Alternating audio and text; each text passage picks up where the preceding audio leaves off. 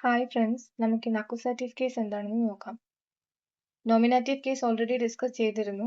അടുത്തതായി ഇനി നമുക്ക് അക്യൂസാറ്റീവ് കേസ് നോക്കാം. എന്താണ് അക്യൂസാറ്റീവ് കേസ്? ഒരു സെന്റൻസിലെ ഡിറക്റ്റ് ഒബ്ജക്റ്റ്, അതായത് ഒരു സെന്റൻസിൽ വരുന്ന ഡിറക്റ്റ് ഒബ്ജക്റ്റിനെയാണ് നമ്മൾ അക്യൂസാറ്റീവ് കേസ് എന്ന് പറയുന്നത്. ഒരു പേഴ്സൺ അല്ലെങ്കിൽ ഒരു thing that receives the action. A person or thing that receives the action is said to be in accusative.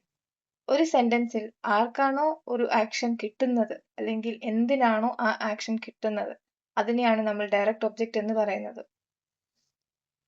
Who or what receives an action, അതാണ് ഡയറക്റ്റ് ഒബ്ജക്റ്റ്. ഒരു സെന്റൻസിലെ ഡയറക്റ്റ് ഒബ്ജക്റ്റ് ആണ് അക്യൂസാറ്റീവിൽ എന്ന് പറയപ്പെടുന്നത്.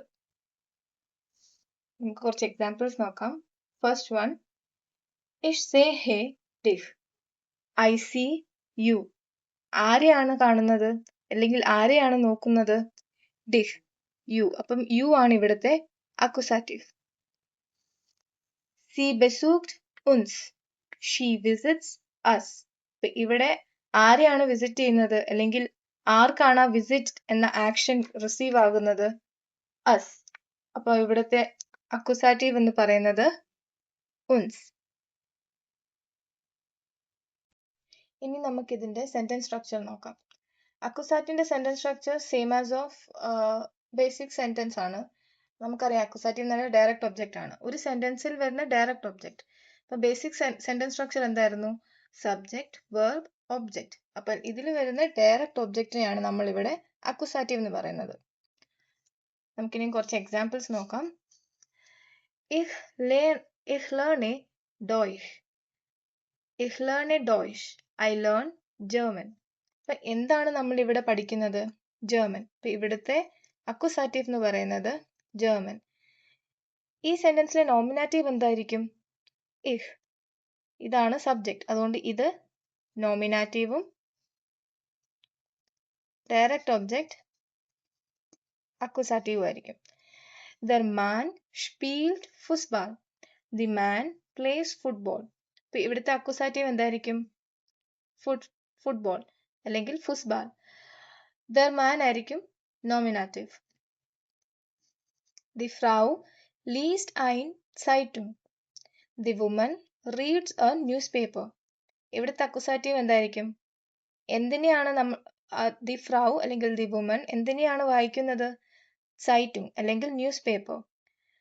അപ്പോൾ ഇവിടുത്തെ അക്യൂസാറ്റീവ് സൈറ്റും ആയിരിക്കും. ആൻഡ് നോമിനാറ്റീവ് എന്തായിരിക്കും? ദി ഫ്രൗ. സൈറ്റും അക്യൂസാറ്റീവ്, ദി ഫ്രൗ നോമിനാറ്റീവ്. ദി ഫ്രൗ ലേൺഡ് ഇംഗ്ലീഷ്.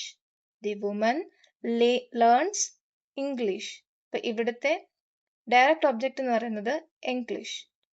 ആൻഡ് ഇവിടുത്തെ അപ്പൊ അതുകൊണ്ട് തന്നെ അത് ഇംഗ്ലീഷ് എന്തായിരിക്കും? അക്യൂസാറ്റീവ്. ദി ഫ്രൗ നോമിനാറ്റീവ് ആയിരിക്കും. ഇങ്ങനെയാണ് നമ്മൾ ഒരു സെന്റൻസിലെ നോമിനാറ്റീവ് ഏതാണ് അക്യൂസാറ്റീവ് ഏതാണെന്ന് ഐഡന്റിഫൈ ചെയ്യുന്നത്. ഇനി ഇതിന്റെ പൊസസീവ് പ്രോണോമൻസ് ഏതൊക്കെയാണെന്ന് നോക്കാം. ഇഹ്ന്റെ വരുന്നത് മിഹ്, അതിന്റെ മീനിങ് മീ. ദൂന്റെ വരുന്നത് ദിഹ്, മീനിങ് വരുന്നത് യു. ഏറിന്റെ വരുന്നത് ഈൻ, മീനിങ് ഹിം. സിയുടെ സി തന്നെ വരും, മീനിങ് ഹർ. എസിന്റെ എസ് തന്നെ വരും, മീനിങ് ഇറ്റ്. വിയർ അതിൻ്റെത് ഉൻസ് എന്ന് വരും, മീനിങ് അസ്. ഇയർ അതിന്റെ വരുന്നത് ഒയ്ഹ്, മീനിങ് യു ഓൾ. സി ഫോർമൽ സിയുടെ വരുന്നത് സി എന്ന് തന്നെ ആയിരിക്കും, മീനിങ് യു. ഫോർമൽ യു ആയിരിക്കും വരുന്നത്. ലാസ്റ്റിൽ സിയുടെ സി എന്ന് തന്നെ വരും, മീനിങ് ദം. എപ്പോഴാണ് ഈ പ്രോണോമൻസ് യൂസ് ചെയ്യുന്നത്? ഈ പ്രോണോമൻസ് ഒരു സെന്റൻസിൽ ഒബ്ജക്റ്റ് ആയി വരുമ്പോഴാണ് നമ്മൾ ഇതിനെയൊക്കെ യൂസ് ചെയ്യുന്നത്. എക്സാമ്പിൾ, ഇഹ് ലീബെ ഡിഹ്. I love you. അവിടെ ഇഹ് എന്നുള്ളത് സബ്ജക്റ്റും മിഹ് എന്നുള്ളത് ഒബ്ജക്റ്റും ആണ്. ഇഷ് ലീബെ ഡിഷ്. അപ്പം ഈ ഡിഷ് എന്നുള്ളത് ഒബ്ജക്റ്റും ഇഹ് എന്നുള്ളത് സബ്ജക്റ്റും ആയിട്ട് വന്നു. അപ്പോഴാണ് നമ്മൾ ഈ പ്രോണോമൻസിനെ ഒരു സെന്റൻസിൽ യൂസ് ചെയ്യുന്നത്. അത് തന്നെയാണ് ഇവിടെ എഴുതി വെച്ചിരിക്കുന്നത്. These pronouns are used when the pronouns are objects of the sentence. ഒരു സെന്റൻസിലെ ഒബ്ജക്റ്റ് ആയി വരുമ്പോഴാണ് ഈ പ്രോണോമൻസ് നമ്മൾ യൂസ് ചെയ്യുന്നത്. കുറച്ച് എക്സാമ്പിൾസ് നോക്കാം. Ich sehe dich. I see you. ഇവിടെ ഈ യു എന്ന് പറയുന്നത് ഡയറക്റ്റ് ഒബ്ജക്റ്റ് ആണ്. അതുകൊണ്ട് തന്നെ അത് അക്വസാറ്റീവിലാണ്. ഇവിടുത്തെ നോമിനാറ്റീവ് ഏതാണ്? സബ്ജക്റ്റ്, അതായത് ഇഷ്. അപ്പം ich sehe dich, I see you. liebt sie. He loves her. ഇവിടെ her എന്നുള്ളത് നമ്മൾ യൂസ് ചെയ്ത് സി ആണ്. ആ സി എന്തിലായിട്ട് വരും? അക്വസാറ്റീവ്. എന്നുള്ളത് നോമിനാറ്റീവ്.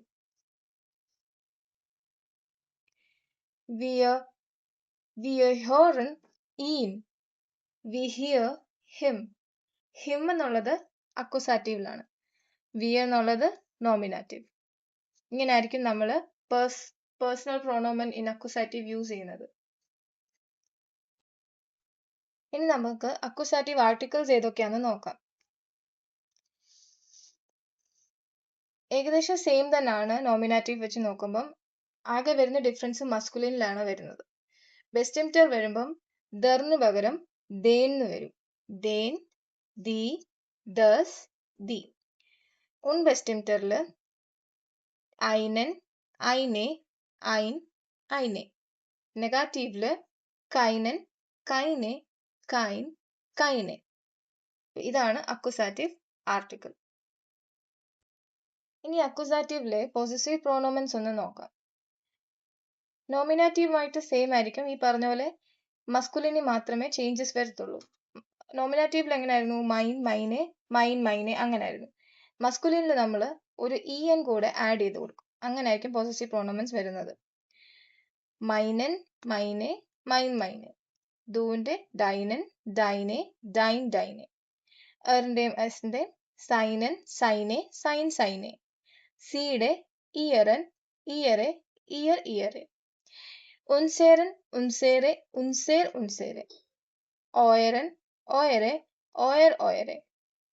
ഇയറൻ, ഇയറെ, ഇയർ, ഇയറെ. ഇയറൻ, ഇയറെ, ഇയർ, ഇയറെ. ഒരു കാര്യം ശ്രദ്ധിക്കണം. അതിപ്പം നോമിനാറ്റീവ് ആണെങ്കിലും അക്വസാറ്റീവ് ആണെങ്കിലും ദാറ്റീവ് ആണെങ്കിലും നമ്മൾ ഈ ക്യാപ്സ് ഇട്ട് എഴുതുന്ന സിയുടെ പൊസസീവ് പ്രോണോമൻസിന്റെ തുടക്കം ആദ്യം ക്യാപ്സ് ഇട്ട് തന്നെ എഴുതണം.